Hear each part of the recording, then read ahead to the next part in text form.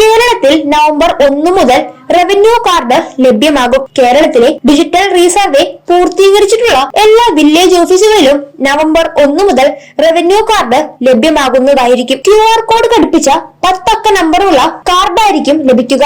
ഈ കാർഡ് വഴി വില്ലേജ് ഓഫീസുകളിൽ നിന്നും ലഭ്യമാകേണ്ട ഭൂമിയുടെ വിവരങ്ങൾ, കെട്ടിടത്തിന്റെ വിശദാംശങ്ങൾ ഉൾപ്പെടെയുള്ള വിവരങ്ങൾ എളുപ്പത്തിൽ തന്നെ ലഭ്യമാകുന്നതായിരിക്കും. ATM കാർഡിനോട് സാമ്യമുള്ള പുതിയ കാർഡിൽ 10 അക്ക ഡിജിറ്റൽ നമ്പർ ആയിരിക്കും ഉണ്ടായിരിക്കുക. കൂടാതെ QR കോഡും ചിപ്പും ഉണ്ടാകും. റവന്യൂ വകുപ്പ് നൽകുന്ന എല്ലാ സേവനങ്ങളിലേക്കുമുള്ള ആവശ്യങ്ങൾക്ക് ഈ കാർഡ് ഉപയോഗിക്കാനും സാധിക്കും. മിക്ക റവന്യൂ ഓഫീസുകളും ഇപ്പോൾ ഡിജിറ്റലൈസ് ചെയ്തിട്ടുണ്ട്. കൂടാതെ 21ലധികം സർട്ടിഫിക്കറ്റുകൾ നിലവിൽ ഓൺലൈനായും ലഭ്യമാണ്. നിരവധി വില്ലേജ് ഓഫീസുകളിൽ ഇപ്പോൾ റീസർവേ പൂർത്തിയായി കഴിഞ്ഞിട്ടുണ്ട്. സംസ്ഥാനത്ത് 2022 നവംബറിലാണ് റീസർവേ ആരംഭിച്ചത്.